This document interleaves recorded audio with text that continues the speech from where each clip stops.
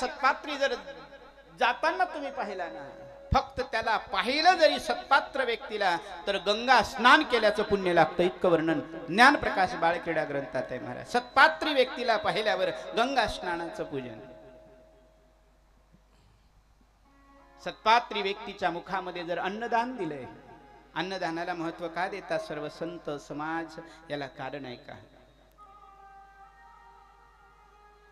सत्पात्री जर एखाद्या सत्पात्र व्यक्तीच्या मुखामध्ये तुम्ही जर अन्नदान केलं ना, तर वर्णन असं आलं आहे, ग्रंथ तुमच्याकडे असेल घरी जाऊन वाचून पहा, 3.5 कोटी ब्राह्मणांच्या मुखात अन्नदान केल्याचं पुण्य लागतं महाराज. कळलं का?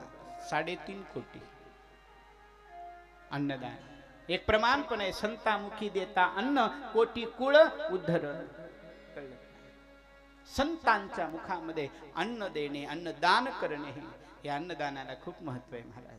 नीट आहे का? सत्पात्रांना दान करा. एखाद्या सत्पात्र व्यक्तीला तुम्ही जर वस्त्र दान केलेत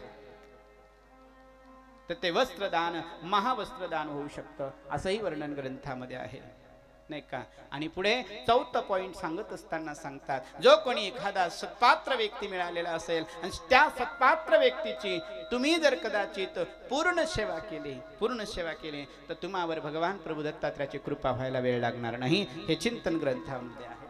कळलं का? त्या परमतत्वाची प्राप्ती सुद्धा करू शकतोय, आपल्याच हातामध्ये आहे महाराज. कशा एक बहिणाबाईंची कविता आहे, खूप सुंदर आहे. कशाले काय म्हणू नाही, कशाले काय म्हणू नाही, धावा ऐकून आडला त्याले पाय म्हणू नाही, कशाले काय म्हणू नाही. हा प्रकार सुद्धा एक चांगलाच आहे. दान देत असताना एखाद्याचा हात जर मागे आला असेल ना, महाराज म्हणतात त्याला हात सुद्धा म्हणू नये. नीट आहे का? हे संत महात्मे पुण्य तुमच्याकडनं घेतय, यांना काय यांचे लेकर बाळ पोसायचे का? लेकर रडतायत, काही गरज नाही, आनंदात जीवन जगू शकतात. कदाचित माझ्या बोलण्यामध्ये उपेक्षा होत असेल, मला संतांनी क्षमा करावी, पण जे आहे ते सत्य आहे. काही जणांचा भाव असा असतो की साधू लोक आम्हाला दक्षिणा मागतायत, आम्हाला द्यावं लागतंय. चुकीचं आहे तुमचं. साधू लोक तुमच्याकडनं दक्षिणा घेत असतील, तुम्ही दान धर्म करत असाल ना, याचं कारण महत्वाचं आहे का? महत्वाचं कारण हे आहे, ते दान धर्म तुम्ही 4 पैसे त्यांच्याजवळ टाकून जात असाल आणि बरे फार मोठं काम केलं असं नाही, ते 4 पैसे तुम्ही त्यांच्या चरणावर टाकले, पण पैशाच्या माध्यमातून तुमचं प्रारब्ध त्यांच्या चरणावर टाकलं, हे विसरू नका. हे पचवायची ताकद त्यांच्या अंगी असली पाहिजे. कळलं? शास्त्र सांगतं जे आपण कमावतोय ना, आपण जे कमावतोय यातील 10वा हिस्सा परमार्थात लागला पाहिजे. नीट आहे का?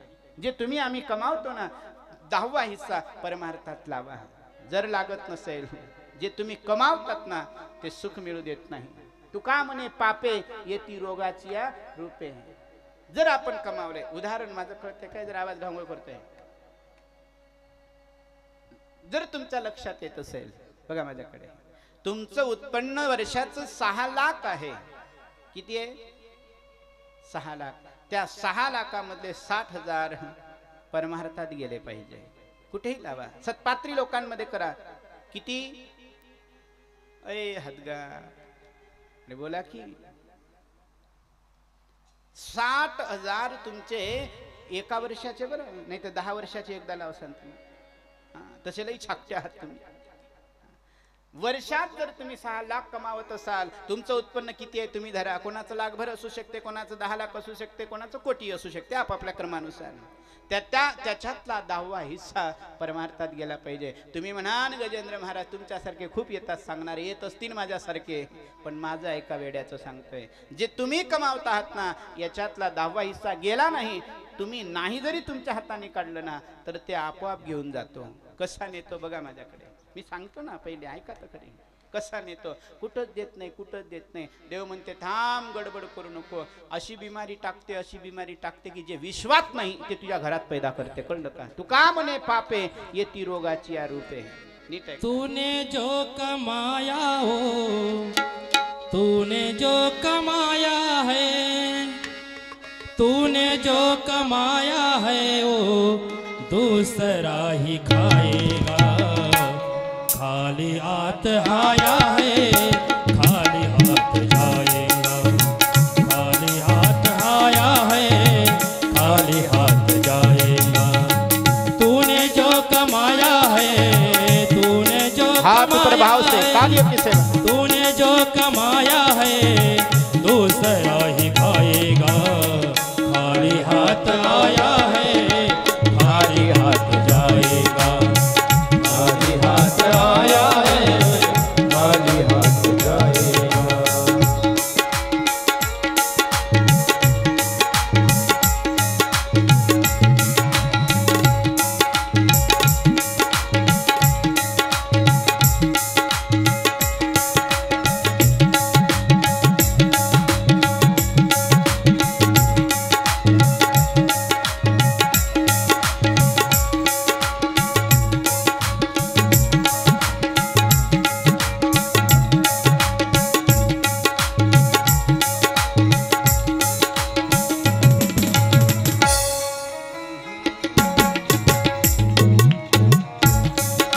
ताड़ी ताड़ी हाथ ऊपर।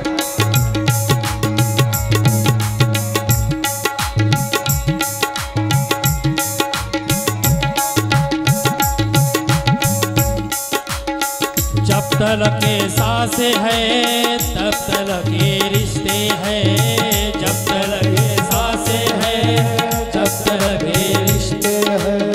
जब तलक के सांसें है तब तलक के रिश्ते हैं। जब तलक के सांसें है तब तलक के रिश्ते हैं। जब तलक के सांसें है तब तलक के रिश्ते हैं। जब तलक के सांसें है तब तलक के रिश्ते हैं। जब तलक के सांसें है तब तलक के रिश्ते हैं। सांस रुक जाएगी रिश्ता छूट जाएगा। सांस रुक जाएगी रिश्ता छूट जाएगा।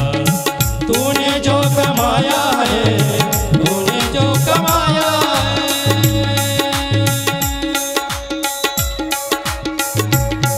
ताड़ी ताड़ी हात ऊपर भाव से गाई। बस झालं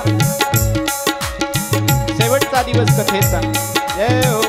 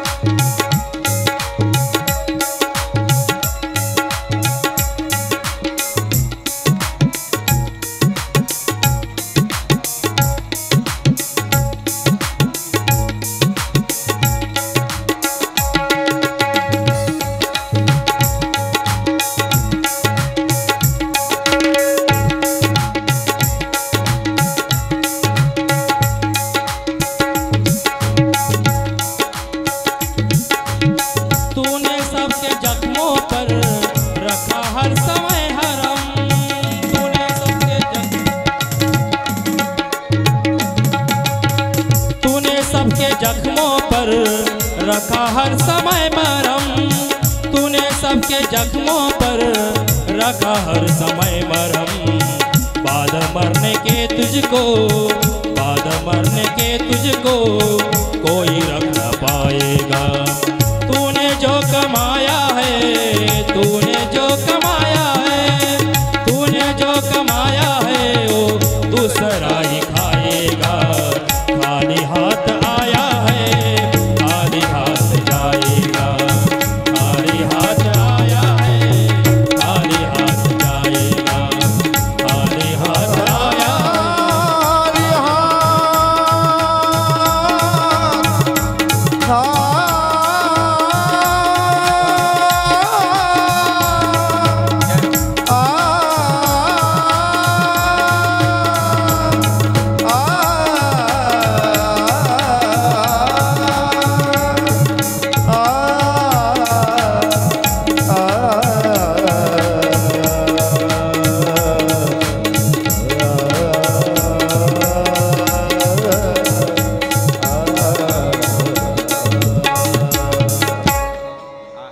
इतकं जरी कळलं ना माहीबाप, सगळी कथा कळली समजून घ्या. इतकं जरी कळलं, तूने जो कमाया बंदे दूसरा ही खाएगा, खाली हाथ आया और खाली हाथ जाएगा.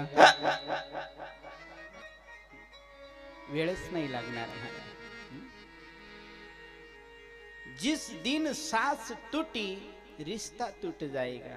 ज्याला तुम्ही माझं म्हणताय ना, अरे बावडे हो, इतके वेडे होऊन राहू नका. हे माझं, हे माझं, कोण आहे तुमचं, जरा विचार करा. साधू संत महात्मे सांगतायत, आयुष्य संपवून घेतलं ज्या संतांनी, पागल होते ते, वेडे होते. ज्यांनी घरदार सोडून प्रभू चिंतनाला गेले, डोकं फिरलं होतं का? नाही महाराज. अरे ऐका, हे काही मोजक्या लोकांना कळतं. म्हणून महाराज सांगतात, बावरे रख मृत्यू की. म्हणून जे 10वा हिस्सा आहे ना, तो सत्कर्मात लावा. नीट आहे का? जे तुम्ही धन संचय करता, साचवून ठेवता. एखादी विहीर माहित आहे, विहीर ग्रामपंचायतची विहीर असते, त्यावर पाईपलाईन केलेली असते, दरवर्षी उपसा करावा लागतं. नाही स्वच्छ केली तर अख्ख्या लोकांना बिमारी होऊ शकते. तसंच आहे, घरातलं धन पवित्र करायचं असेल, तुम्ही जे कमावलं आहे ना, आपल्या येणाऱ्या पिढीला ह्या धनाने सुखी ठेवलं पाहिजे. वाक्य नीट आहे का? मी तुम्हाला कोणालाच ओळखत नाही, ठीक आहे? मला काही तुमच्याशी घेणं देणं. 7 दिवस बापूंनी बोलावलं म्हणून बोलतोय, तुमच्या हिताचं आहे म्हणून बोलतोय, बाकी मला काही विषय नाही. मी कधी कोणाकडनं अपेक्षा करत नाही. आजपर्यंतही मी ना कधी कोणाकडनं अपेक्षा केली आणि याच्या पुढे ना अपेक्षा करणार. हा माझा सिद्धांत आहे महाराज. पण जे शास्त्र सांगते ना, तेच बोलून जातं. जरा विचार करा.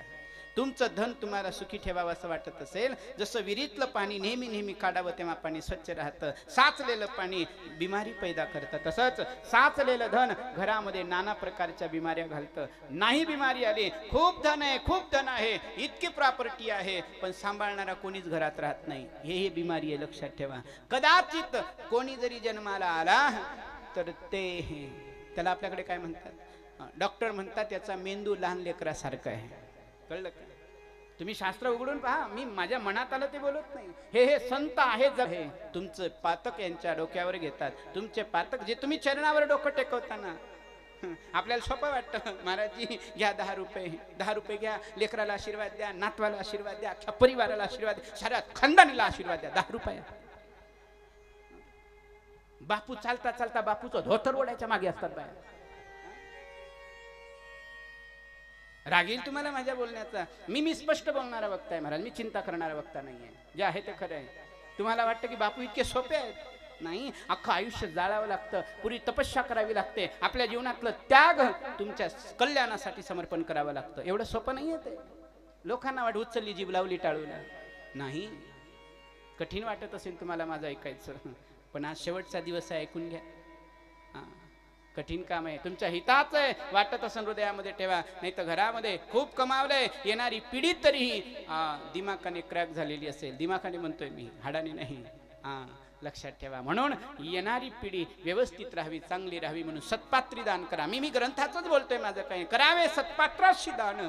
जो त्या दक्षिणेसाठी योग्य असेल त्याला समर्पण करा. काही लोक असतात जे नास्तिक असतात.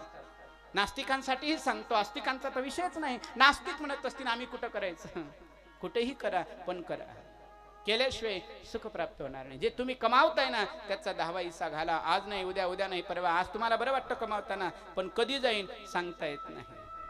ते एक वाक्प्रचार आहे हिंदीमध्ये, जब आने लगती है ना तो जब आती है तो बूंदों से आती है, जब आती है तो बूंदों से आती है, जब जाती है ते हौदों से जाती है. जमा करायला थेंबाने जमा करावं लागतं, जेव्हा जायला लागतं ना, कल्पनाच करून. धन्य देवाची करणी नारळात गोड. हे रे अजब करिश्मा आहे देवाचा. अजब करिश्मा. म्हणून विचार करून राहा. खूप सुंदर भाव आहे. सत्पात्री दान करावं असं वर्णन राजा दलादनांना भगवान प्रभू दत्तात्रेय सांगतात. राजन, हे सत्पात्राचं लक्षण सांगतोय, चातुर्मासाचं गुण सांगतोय. तेव्हा दलादनाने विचारलं, महाराज मग सत्पात्री म्हणजे कोणाला म्हणावं? या कलियुगामध्ये आम्ही कोणाला म्हणून ओळखावं की सत्पात्री कोण आहे? ऐका, हे महत्वाचे वाक्य आहेत ग्रंथामध्ये. जे ग्रंथात आहे तेच म्हणतोय. सत्पात्री व्यक्ती कोणाला म्हणावं? महाराज प्रभू दलादनांना सांगत असताना प्रभू दत्तात्रेय सांगतात, राजन सत्पात्री व्यक्ती तो आहे. नीट वाक्य ऐका. कोण? ज्याच्या दृष्टीमध्ये सगळे समान दिसतात ना, सगळ्याला सारखं समजतो, तो सत्पात्री व्यक्ती जाण. कळलं का? ज्याच्या मनामध्ये उच्च नीचता नाही, ज्याच्या मनामध्ये द्वैत भाव नाही, तो सत्पात्र व्यक्ती आहे.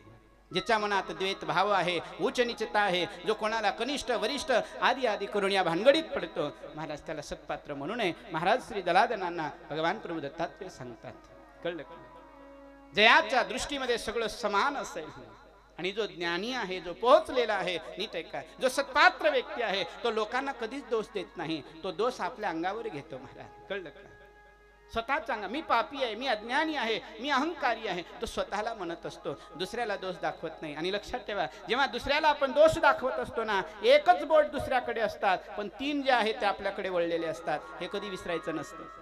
राजा दलादनांना भगवान सांगतायत, राजन, सत्पात्र व्यक्ती तो आहे जो सगळ्यांना समान मानतो, कोणाला वाईट म्हणत नाही आणि भगवंताच्या स्मरणाविषयी कोणती झंझट करत नाही, तो सत्पात्री व्यक्ती. महाराज कळलं का? सदोदित भगवत चिंतन जो करतो, सदोदित भगवंताच्या नामात जो राहतो, सदोदित जो भगवंताला ध्यातो, तो सत्पात्र. जगाच्या कल्याणाची दृष्टी त्यांच्या नेत्रपुटी बसलेली आहे. लोकांचं कल्याण व्हावं ही भावना ज्याची आहे, तो सत्पात्र. ज्याला हा माझा आहे, हा परका आहे, हे भाव नाही, तो सत्पात्र. ज्याच्याकडे माझा आणि तुझा आहे, तो सत्पात्र होऊ शकत नाही. भगवान प्रभू दत्तात्रयांच्या म्हणण्यानुसार ज्याचं मी आणि माझं निघून गेलंय, तो सत्पात्र आहे. ज्याच्या जवळची उच्च निश्चिता निघून गेली, तो सत्पात्र आहे.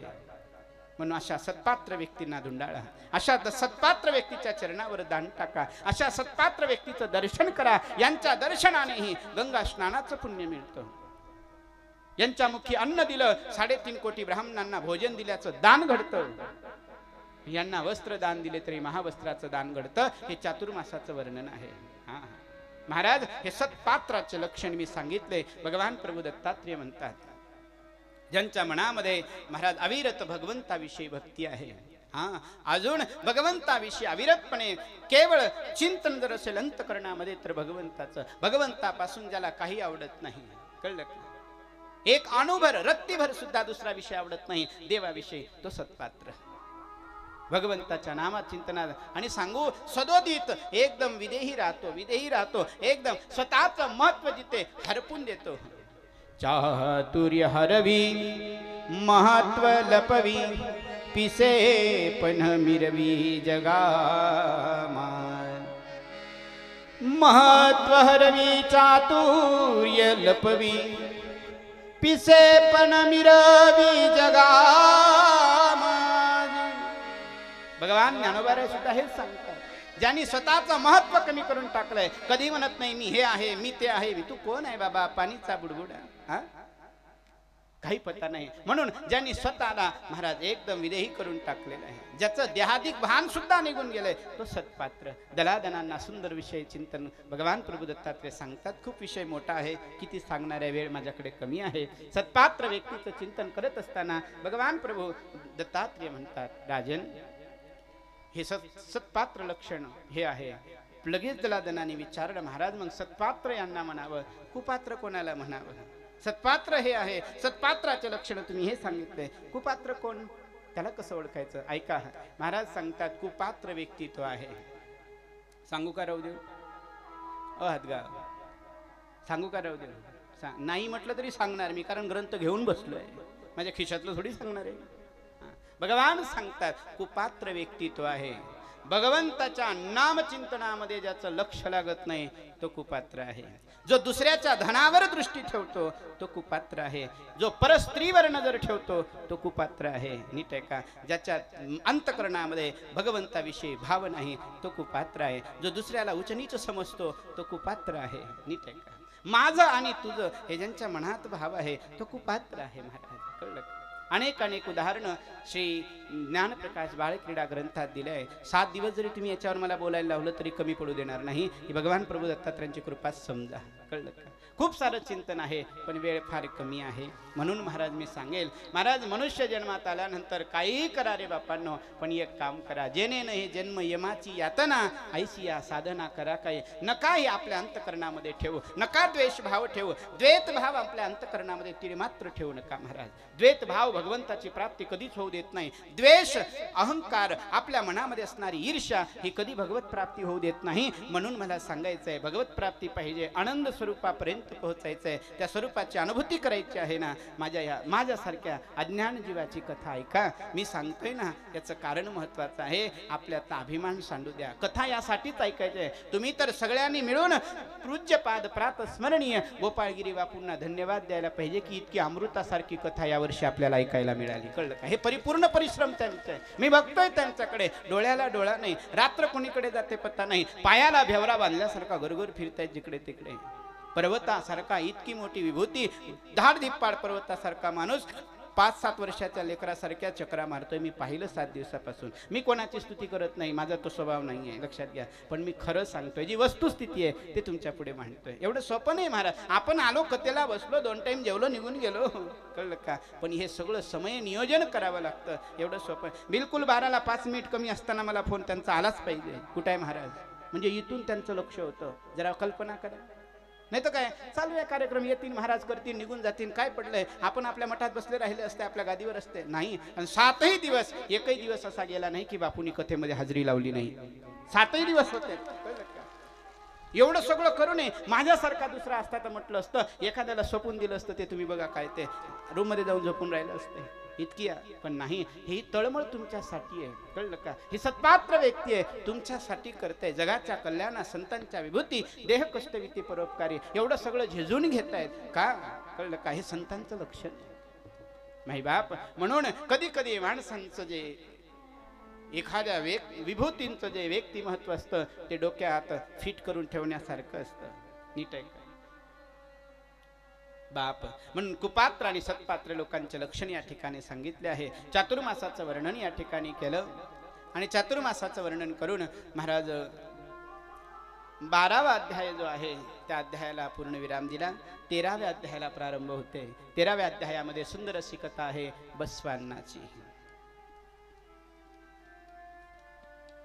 बसवान्नाची कथा आहे. बिजरंक नावाचा राजा आहे, त्यांचे प्रधान बसवान्नांचे वडील, असं चिंतन ग्रंथात आहे.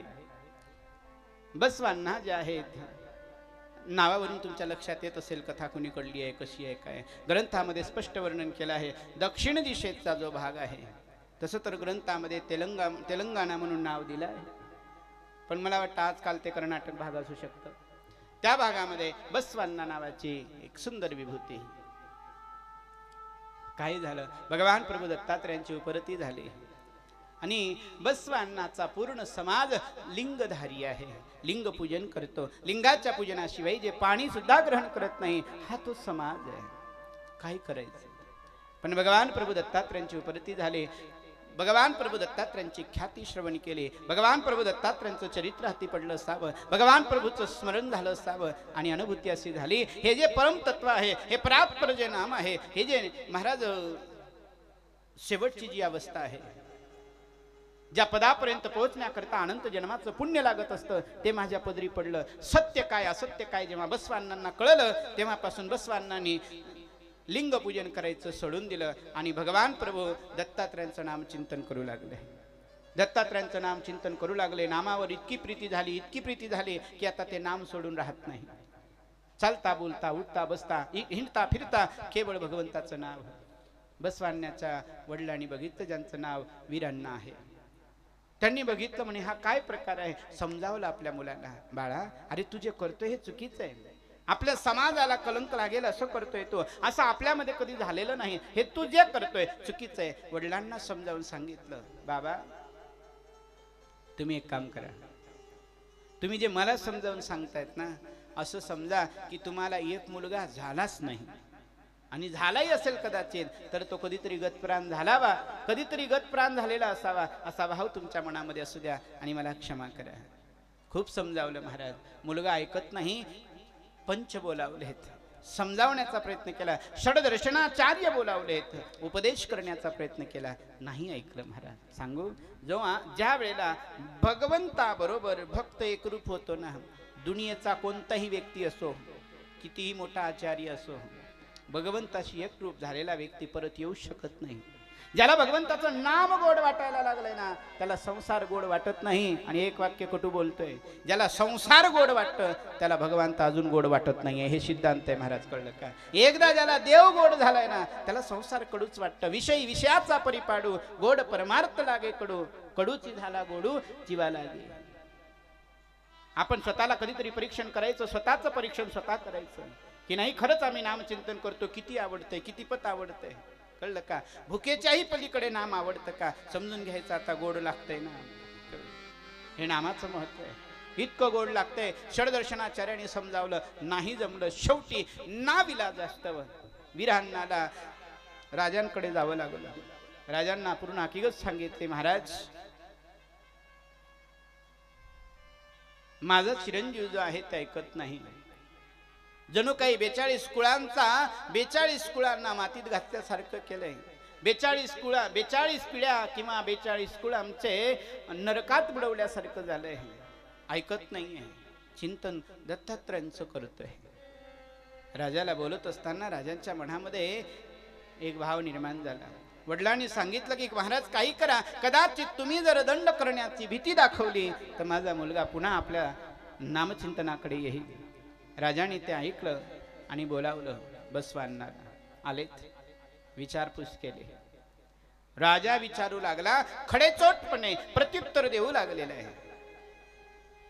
राजाने विचारावं, बाबा आपला धर्म काय, आपली लीला काय, आपलं कर्म काय, आपण काय करायला पाहिजे? महाराज त्यावर उत्तर देत आहेत. ते म्हणतात, बाबा तुम्ही काय करतात ते मला माहित नाही, पण मी जे जाणतो ते सत्य. आणि सत्यापेक्षा मोठा धर्म कोणताच असू शकत नाही. धर्म न दुसर सत्य समाना, आगम निगम वेद बखाना. सत्यासारखा धर्म दुसरा कोणता नाही. ज्या धर्मामध्ये सत्यता आहे, सत्य त्याची अनुभूती आहे, ज्यांच्या जीवनामध्ये क्षणोक्षणी सत्य आहे, सत्य आचरण आहे, ते धर्म मोठा. आणि एवढंच नाही, ज्यांच्यापासून, ज्या परात्पर स्वरूपापासून, अगोचर स्वरूपापासून ज्याची निर्मिती झाली ते सत्य काय ते मला कळलं. नीट आहे का? तुम्ही आम्ही दुःखी का आहोत माता भगिनींनो, तुम्ही आम्ही दुःखी का आहोत माता पित्यांनो, याचं कारण एक आहे, अजून आपल्याला सत्याची पारख झाली नाही. नीट आहे का? ज्या दिवशी तुम्हाला सत्याची पारख होईल ना, त्या दिवशी कळेल संसार काय, सार काय, असार काय, परमार्थ काय, भगवंत काय, भगवंताची उच्चतम अवस्था काय, हे ज्या दिवशी कळतं ना, ज्या दिवशी सत्य तुमच्या हाती लागतं. आज आपल्याला वाटतं घर सत्य आहे, दार सत्य आहे, लेकर सत्य आहे. जेव्हा हे सगळ्याकडनं ज्या वेळेला आपण अनभिज्ञपणे सगळ्यांकडनं लाताळल्या जातो, त्या दिवशी मग आपली प्रवृत्ती परमार्थाकडे जाते. बसवांनाने स्पष्टपणे समजावलं, नाही ऐकलं. राजाला राग आला. राजाने 4 शिष्यांना, 4 दूतांना बोलावलं आणि सांगितलेलं, एक काम करा, बंदीशाळेमध्ये कोंडा टाकल्या गेलं. बंदीशाळेमध्ये असताना महाराज राहिले, कुलप लावले, मोठमोठे लॉक लावले. काही वेळाने आपोआप कुलप गळाले. दूत धावत राजांकडे जातात, म्हणतात, महाराज आपोआप कुलप गळाले. राजा म्हणतात, असं होऊ शकत नाही, काहीतरी त्याच्याजवळ विद्या असावी, म्हणून कदाचित कुलप तुटलेले असावे. हा खोडखर दिसतोय, उचला त्याला. उचललं. कुठं न्यायचंय? महाराजांनी आज्ञा केली, त्याला उचलून आणलं. एक काम करा, एका कुपामध्ये टाकून द्या. कूप म्हणजे विहीर. विहिरीमध्ये टाका, वरून मोठमोठे दगड टाकून बुजवा. बघतो कोण्या देवाचा भक्त आहे, कसा भक्त आहे ते. विनाशकाले विपरीत बुद्धी. राजाने प्रोग्राम चालू केला. वरून दगड टाकू लागले. वीरांनाला खाली, बसवांनाला खाली टाकलंय, वरून दगड फेकू लागले. वर्णन असे तर ग्रंथामध्ये की मोठमोठे भुजंग विहिरीमध्ये होते. महाराजांच्या वर म्हणजे अण्णांच्या वर महाराज असे भुजंग फणी काढून उभे राहिले. वरचे दगड पडत होतेत ना, ते दगड भक्ताच्या अंगावर नाही तर भगवंत बघा कशा कशा परिस्थितीमध्ये भक्तांचं रक्षण करतोय. कळलं? वरून भुजंगांच्या ज्या फण्या आहेत त्यावर दगड पडत होते. त्या विहिरीत काही दिवस राहिले. 7 दिवसानंतर बाहेर निघाले. कुपाच्या बाहेर दिसायला लागल्यावर दूतांनी अजून जाऊन सांगितलं, महाराज असं झालंय. ते बसवांना विहिरीच्या बाहेर निघाले. ओह, विहिरीच्या बाहेर? हा, बघितलं, घेऊन या. एक काम करा, पुन्हा एक काय सुंदर असा अग्नी तयार करा, त्यामध्ये तेल तूप काय टाकायचं ते टाका, असा कूप तयार करून पूर्ण अग्नी पेटवा. आजच्या भाषेत बोलायचं तर चिता पेटवा, द्या अग्नीत लोटून. लोटलं महाराज अग्नीत. नीट आहे का? लोक म्हणतात ना देव आमची परीक्षा घेतो, थोडं काही झालं तर आपण परीक्षा घेतो. गुरु केलाय, दीक्षा घेतली, 15-20 दिवस झाले, एखादी घटना घडली, लगेच आपण टोकतो आणि म्हणतो देवानी आमचं बरं नाही केलं. देव आमची परीक्षा का घेतो? काही काही माता भगिनी मला म्हणतात महाराज इतकं देवदेव करतो आम्ही, इतकं देवदेव करतो आम्ही, पण देव आमची परीक्षा घेतो. माता भगिनींनो, देवाच्या परीक्षेचे तुम्ही विद्यार्थीच नाही. देवाच्या परीक्षेचा पहिला धडा आहे आता जे तुम्ही ऐकलंय. पहिला धडा काय दिला? आणा त्याला, बंदी शाळेत टाका, कुपात टाका, वरून दगड फेका. शक्य होईल? अग्नीमध्ये जाळलं, नाही जमलं महाराज. शेवटी अजून काय काय प्रयत्न करावे सगळे केले, पुन्हा काय केलंय? एक काम करा, हे अग्नीतही जाळल्या जात नाही. नाही का जळत नव्हता? त्याचं सार सांगत असताना महाराज सांगतात मुखामध्ये नाम होतं. कळलं का? नाम. नामाच्या चिंतने 12 वाटा पळती विघ्ने, नामाच्या चिंतनाने. चिंतने चिंतने तदरूपतः, ज्याचं तुम्ही चिंतन करतात ना त्याचं स्वरूप अंगी येतं. भगवान प्रभू दत्तात्रेय क्षणोक्षणी त्यांचं रक्षण करत होते. क्षणोक्षणी. परिणाम आता बसवांना बोलावलं, दूतांना सांगितलं एक काम करा, हे असं मरत नाही ना, यांना धरा, भयानक अरण्यामध्ये घेऊन जा. हत्यार, धारधार हत्यार दिले आणि यांचे तुकडे तुकडे करा. नेलं महाराज. धारधार हत्यार घेऊन मोठे बलाढ्य असणारे त्यांचे जे दूत आहेत पाठवलेत. चौघांनी वार करायला सुरुवात केली. एकमेकांच्या ताकदीने प्रहार करू लागले. परिणाम परिहार करता करता करता करता गार झाले. शेवटी हातातील हत्यार आपोआप उडाले, तरी बसवांना मारल्या जात नाही. काय करावं? नुसतं नाही, पाय हात बांधून ठेवलेलं होतं, हातापायाला दोऱ्या होत्या, तरी पण काही झालं नाही. शेवटी तसंच बांधलेलं आहे. ते महाराजांना निरोप दिला, महाराज असं असं झालंय. महाराज म्हणे ठीक आहे, घरी घेऊन या. आता एक शेवटचा पर्याय करू, विष पाजा. विष 21 दिवस सतत विष पाजवलं महाराज. 21 दिवस. आपण तर फळं खाल्ले तर फूड पॉइझन तयार होतं. फळं खाल्ल्यावर त्यांनी विष पचवलं 21 दिवस. लोक म्हणतात काय झालं? आमकं आमकं मेलं. काही नाही, फूड पॉइझन झालं होतं. म्हणजे कळलं का? तुमच्या लक्षात आलं? जरा विचार करा. चिंतने चिंतने तदरूपतः. जो नामावर निरभ्र आहे, ज्यांनी महाराज केवळ सर्व काही नामावर सोडून दिलेलं आहे, भगवंतावर सोडून दिलेलं आहे. करता हरता तू आहे, करतेपणा सोडून दिला. आहा, भगवंत त्याचा होत असतो. जगी जास्त कोणी नाही, त्याशी देव आहे. ज्याचं कोणीच दुनियेमध्ये नसतो ना, त्याचा मात्र देव असतो. महाराज लक्षात ठेवा. दत्त दत्त मने वाचे, दत्त दत्त मने वाचे, दत्त दत्त मने वाचे, दत्त दत्त मने वाचे. काळ पाय वंदी त्याचे, काळ पाय वंदी त्याचे, दत्त दत्त मने वाचे, दत्त दत्त मने वाचे, दत्त दत्त मने वाचे.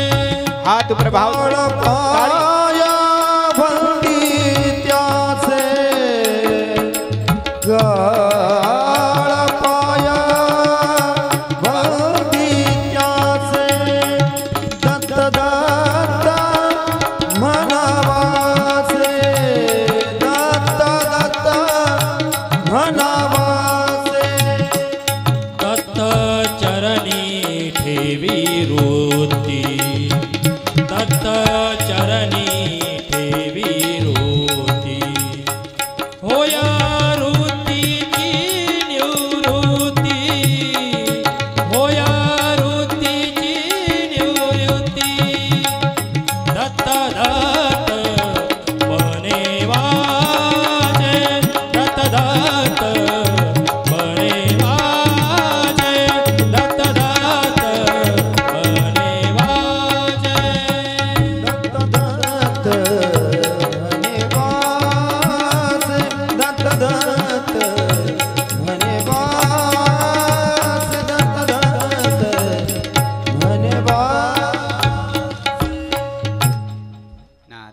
दत्त दत्त म्हणे वाचे काळ सुद्धा थरथर कापतोय महाराज ज्यांच्या मुखात दत्त नाम आहे. ऐका ना, विष पाजवलं, 21 दिवसाचा प्रयोग झाला पण मरण आलं नाही.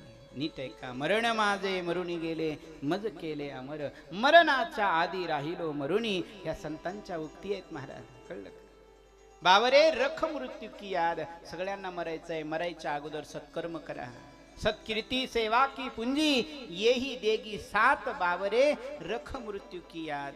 नीट ऐका, ही कथा बसवांनाची तुम्हाला सांगितली, पण कधी कधी आपल्याही जीवनात ह्या कथा घडत असतात. सत्पात्र असेल, मुखात नाम चिंतन असेल, पूर्वीचं पुण्य काही सेच असेल, एखाद्या वेळेला माणसांचा ऍक्सिडेंट होतो, 15 फूट उंच उडतो गाडीवरनं, दाम दिशी सिमेंट रोडवर पडतो. पाहणारे लोक म्हणतात मेला, पण पाहिलं तर त्याच्या नकाला लागलेलं नसतं. कळलं का? हे समजायचं मागील जन्माचं पुण्य आहे. कळलं का? नवे नवे आपण केलेलं नाम चिंतन असेल म्हणून आज शिल्लक राहिलो महाराज. कळलं का? ऐका, बसवांना विष दिलंय, मरण नाही. अचंबित झाले राजे, काय करावं? शेवटी महाराज काही पर्याय उरला नाही. बसवांनांच्या समोर राजांनी हात जोडले, नतमस्तक झाले. महाराज, माझी मती हीन झाली होती, मी मती हीन झालो, बुद्धी क्षीण झाली होती, त्यामुळे मला तुमचा अंत कळला नाही. हे बसवांना, मला तुमचा अंत कळला नाही. बसवांना म्हणतात, बाबा मी कोणी नाही, भगवंताची कृपा, ज्या नामाचं चिंतन करतोय, हे जे घडलंय ना, ही दत्तप्रभूंची कृपा आहे. शिवनाम सोडून दत्त नामाचं चिंतन केलं, हा त्या नामाचा प्रभाव आहे. जयामणी जैसा भाव तया तैसा अनुभव, तो माझा भाव आहे. महाराज राजाने ऐकलं आणि सांगतात, मला क्षमा करा महाराज, माझ्या दरबारामध्ये तेज पुंज पुतळा उभा असताना मला कसं कळलं नाही? माझ्या समोर दिव्य पारसमणी असताना मला ते का कळू नये? कल्पतरूच्या झाडाखाली बसत असताना मला ते का कळू नये? अनेक प्रकारची खंत महाराज या ठिकाणी व्यक्त करतात. आणि व्यक्त केल्यानंतर प्रभू दत्तात्रयांची जी कृपा आहे ती महाराज बसवांनावर आहे. परिणामतः सुंदर असा प्रसंग पुढे होतो. एक कथामध्ये अशी येते, सगळ्यांचे लिंग गायब होतात. गळ्यामध्ये असणारे, पूर्वी म्हणतात त्यांच्या कल्पनेनुसार की गळ्यात लिंग, घरात लिंग, उखळाला लिंग वगैरे वगैरे हा भाव होता. सगळे जे लिंग आहेत ते सगळे लिंग गायब झाले. कुठे गेले, कुठे गेले? लिंग नाही, लिंग पूजन नाही, पाणी ग्रहण कसं करायचं? चिंता वाटू लागली. सगळे महाराजांकडे आले, राजांकडे आले, राजा सहित सगळे बसवांनाकडे गेले. बसवांनांनी सांगितलं, बाबा, आपल्या गावाच्या उत्तर दिशेला 5 कोशावर ज्यांचं आसन आहे त्यांना शरण जा. ते सगळेच्या सगळे भगवान प्रभू त्या गावाच्या उत्तर दिशेला 5 कोसावर जे स्थान आहे त्या स्थानावर गेलेत. तिथे भगवान प्रभू दत्तात्रय आसनावर विद्यमान होते. सगळे जाऊन चरण धरतात, नतमस्तक होतात आणि विचारतात, महाराज असंच घडलंय, आमचे लिंग कुठे गेले पता नाही. भगवान प्रभू दत्तात्रयाने सांगितलं, तुमचे लिंग सगळेच्या सगळे ह्या कुपात आलेले आहेत. बाजूला एक विहीर दाखवली, ह्या विहिरीत जमा आहेत, जा शोधा तुमचे लिंग. निघाले महाराज आणि जसे लिंग शोधण्याकरता निघालेत, विहिरीमध्ये जाऊन बघतात तर खरंच लिंग जमा झालेले आहेत. पण कोणाचे लिंग कसे आहे लक्षात आलं नाही, कोणाचं कोणतं आहे हेही कळलं नाही. मग काय करावं असं वाटलं. त्यावेळेला एक सुंदर प्रसंग झाला आहे. भगवान प्रभू दत्तात्रयांनाच विचारतात, हे देवादिदेव, तुमचा ना आधी कळतो ना अंत कळतो, ज्यांचा अंत पार कळू शकत नाही ते तुम्ही आहात. प्रभू, माझी विनंती आहे, आपण एक काम करावं, आमचे लिंग आम्हाला ओळखायला द्यावे. बसा.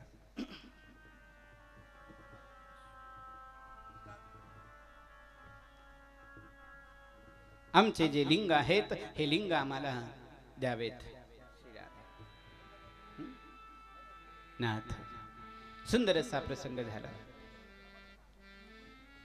भगवान प्रभू दत्तात्रय म्हणतात, ते तुमचे लिंग ओळखून द्यायचे.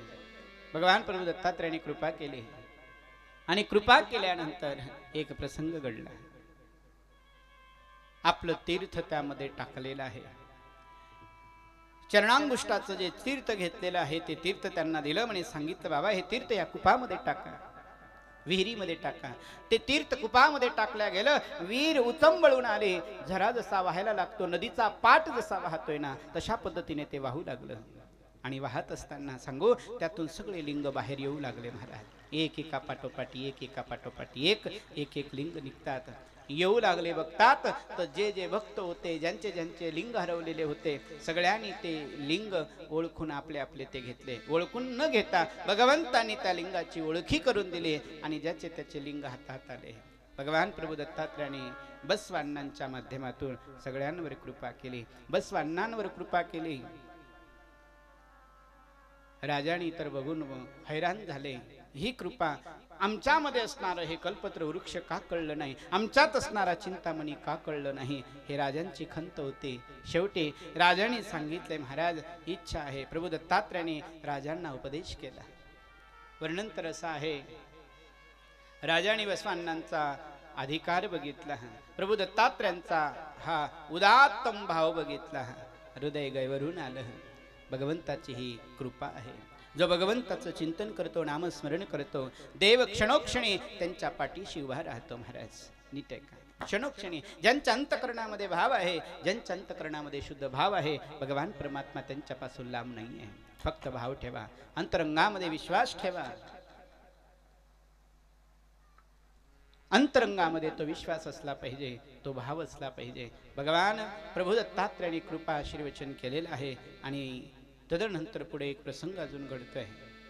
ज्या वेळेला बसवांना विनंती केली आणि सांगितलं, प्रभू दत्तात्रयांना राजाने सांगितलं एक वेळा माझ्या गृही यावं. भगवान प्रभू दत्तात्रय म्हणतात आज तर नाही, पण कधीतरी तुझ्या दरबारामध्ये निश्चित येऊन जाईल.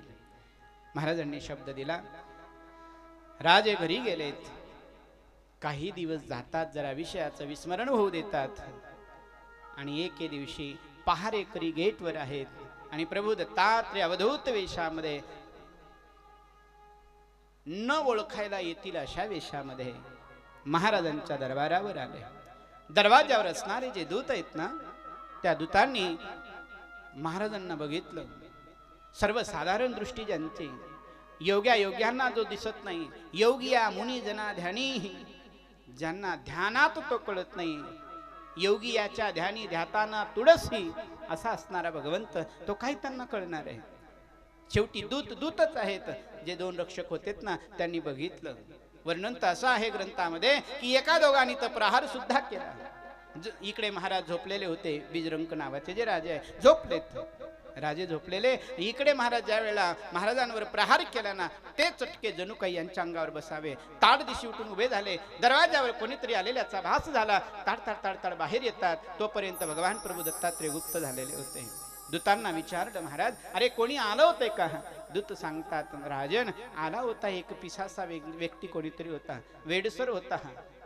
मला वाटलं कोणीतरी पागल आहे, कोणीतरी पिसा आहे, वेडसर व्यक्ती आहे. कळलं महाराज. आणि राजे चकित झाले, वाईट वाटलं. आणि राजाने तिथून उठावं, सरळ बसवांनाकडे यावं, अण्णांना म्हणावं बाबा असा असा प्रसंग घडला. बसवांनाने त्याची स्मृती करून दिली, आठवण करून दिलं. आणि महाराज राजन म्हणतायत विनंती एक आहे, माझा प्राण तळमळतो आहे. का? भगवान माझ्या दरबारावर आले, कामधेनू गाय दरवाजावर यावं, ओंढाळ आहे म्हणून हाकलून द्यावं अशी अवस्था झाली. अभाग्या व्यक्तीला, एखाद्या मरणाऱ्या व्यक्तीला अमृताची बाटली द्यावी आणि त्यांनी विष आहे म्हणून फेकून द्यावं, असंच माझं झालं. माझ्या दरवाजामध्ये देव आले, पण माझ्यासारख्या अभाग्याला हे कळलं नाही. माझी विनंती आहे बसवांना, एकदा मला प्रभू दत्तात्रयांचं दर्शन करवा, एकदा दर्शन करवा. नीट ऐका. परिणामतः बसवांनाने भगवान प्रभू दत्तात्रयांची विनंती केली. वर्णन असं आहे, पुन्हा एकदा बसवांना भगवान प्रभू दत्तात्रयांचं दर्शन. आणि वर्णन तर असं आहे की भगवंताच्या कृपे करून शेवटी अंतत्व गत्वा भगवान प्रभू दत्तात्रयाने महाराज श्री राजांचाही उद्धार केला आणि बसवांनांचा तर विषयच नाही महाराज. अशा पद्धतीने भगवान प्रभू दत्तात्रयांची कृपा बसवांनांवर झाली. ही कथा 13व्या अध्यायामध्ये आहे. 13व्या अध्यायाच्या कथेला पूर्ण विराम. आणि शेवटी 14व्या अध्यायामध्ये भगवान प्रभू दत्तात्रयांचं पूजनाचा विषय आहे. एक प्रश्न राजा दलादन भगवान प्रभू दत्तात्रयांना करतायत. दत्तात्रेयांना प्रश्न करत असताना सांगतायत, प्रभू सुंदर असा भाव आहे, लक्षात घ्या. माता अनुसूयेकडे जो स्वयंपाक होतो, सगळे देव अचंबित होतात. कोण कोण माता अनुसूयेकडे स्वयंपाक करण्याकरता आहे. ऐका ना, सुंदर असा भाव आहे. महाराज सर सांगताना सांगत असतात, माता अनुसूयेकडे कोण कोण आहे, कोण कोण नाही, काय सांगावं, स्पष्ट स्पष्ट सांगून जातो. माता अनुसूयेच्या दरबारामध्ये गंगा, यमुना, सरस्वती ह्या सगळ्या त्यांच्या समोर कोणी पोतेरा मारते, कोणी टाईल्स पुसते, कोणी काय करते, कोणी सडा समार्जन करते, कोणी जागा सारवण करते. गंगा, यमुना, सरस्वती अनेक नद्यांचे नाव आहे. गंगा, यमुना, सरस्वती, कृष्णा, गोदावरी, कावेरी, तुंगभद्रा, क्षिप्रा आदी आदी ह्या सगळ्या नद्यांचा संगम ज्या ठिकाणी, सगळ्या माता अनुसूयेच्या ठिकाणी आहे. अष्टमहासिद्धी सुद्धा माता अनुसूयेच्या ठिकाणी काम करते. एवढंच नाही, पंचतत्व सुद्धा माता अनुसूयेच्या समोर हात जोडून उभे आहे. माता, आम्हाला काहीतरी काम करण्याचा आदेश करावा, आम्हाला काहीतरी सेवा करण्याचा आदेश करावा. म्हणून पंचतत्व, साक्षात अग्निदेव किचन मध्ये वास करतोय, वायुदेव त्या ठिकाणी उपस्थित आहे, मेघ सुद्धा त्या ठिकाणी आहे. माता मेदिनी म्हणजे पृथ्वी सुद्धा अनुसूयेला म्हणतायत, मा मी तुझ्या चरण तळाखाली नेहमी अशीच राहो, हीच माझी इच्छा आहे. पृथ्वी सुद्धा विनंती करते. महाराज सगळे देवी देवता माता अनुसूयेच्या दरबारामध्ये येते आहेत. विशेषतः सगळे सगळे संत, महंत, ऋषी आदी सगळ्यांचा आगमन माता अनुसूयेच्या दरबारामध्ये झालेलं आहे.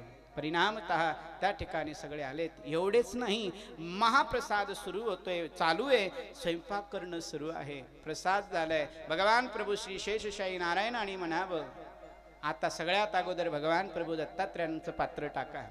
प्रभू दत्तात्रेयांचं पात्र टाकल्या जातं. सगळे ऋषी आनंदित आहे. भगवान प्रभू दत्तात्रेयांचा उच्चिष्ट प्रसाद मिळणार आहे. वर्णन तर असं येतं, भगवान श्री नारायण त्या ठिकाणी आहे, त्रिनयन पात्र वाढू लागलेले आहे, भगवान विष्णू वाढू लागलेले आहेत, ब्रह्मादी देवादी त्या ठिकाणी उपस्थित आहे. इतका मोठा अधिकार ज्या भगवती अनुसूयेचा वर्णन ज्ञानप्रकाश बाळक्रीडा ग्रंथामध्ये वर्णन केलंय. महाराज सगळे देवी देवता आहेत. इतकंच नाही, सप्त वेद त्या ठिकाणी भाट म्हणून आलेले आहेत आणि आपल्या वेदांचा वेदध्वनी त्या ठिकाणी करू लागलेत. महाराज अनेक ऋषी मुनींचा मेळावा त्या ठिकाणी झाला. सगळ्यांच्या समवेत भगवान प्रभू दत्तात्रेयांचं पूजन होत आहे. सगळे देवी देवता आनंदित होत आहेत. देवता आनंदित आहे. विशेषतः सगळे ऋषी म्हणत नवे नवे सप्त वेद माता अनुसूयेला म्हणतात, हे मैया धन्य आहे तुझी कुश, धन्य आहे तुझी कीर्ती, धन्य आहे तुझी भक्ती, धन्य आहे माता तुझी ही तुझी जी कीर्ती आहे. हे मा, हे शक्ती, हे मूळ माया, हे आद्य भगवती. सप्त वेद सुद्धा स्तुती करतात अनुसूयेचं. महाराज सुंदर असं वातावरणामध्ये भगवान प्रभू दत्तात्रेयांचा जय जयकार होतो आणि स्वर्गातून देवता सगळे पुष्पवृष्टी करतात. बोलिये दत्तात्रेय भगवान की जय. एकदा सगळ्यांनी वर हात करून भजन करायचंय माझ्या बरोबर. मागचे पुढचे सगळ्यांनी हात वर करा. ओके, इकडे बाहेरचे सुद्धा हात उपर, हात उपर.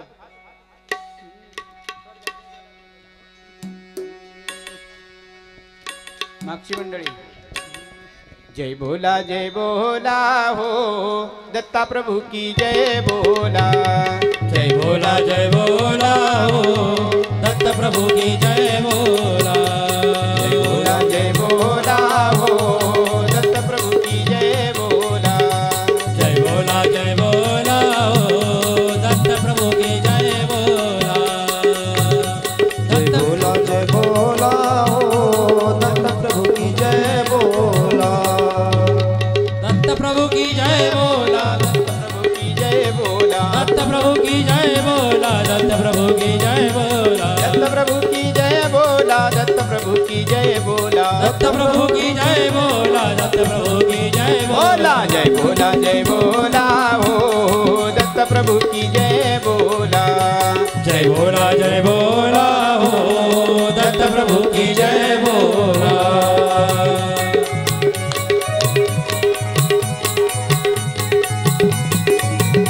जय हो. हाथ ऊपर बड़े भाव से गाइए.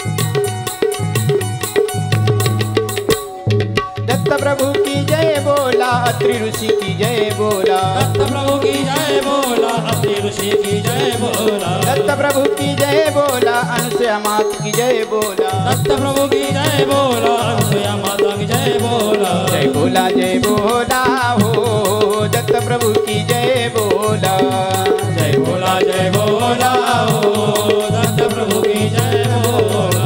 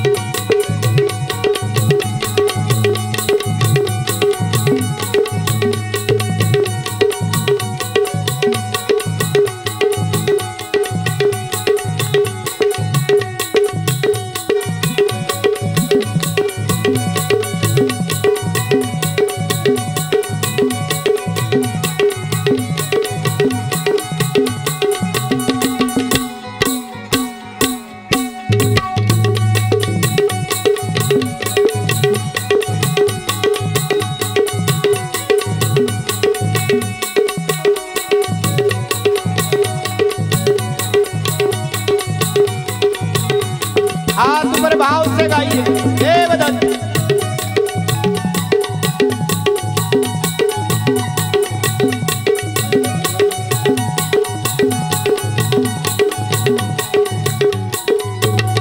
माहुर वाले की जय बोला, बरडी वाले की जय बोला, माहुर वाले की जय बोला, बरडी वाले की जय बोला, माहुर वाले की जय बोला, बरडी वाले की जय बोला, माहुर वाले की जय बोला, बरडी वाले की जय बोला, जय बोला हो दत्त प्रभु की जय बोला, जय बोला हो दत्त प्रभु की जय बोला। हाथ ऊपर, बस 5 मिनट तक कथा विश्राम होणार है।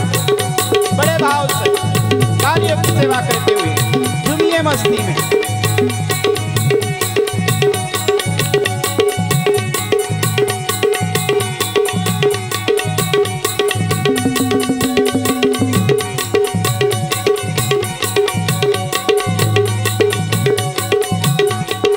ताड़ी ताड़ी हाथ ऊपर।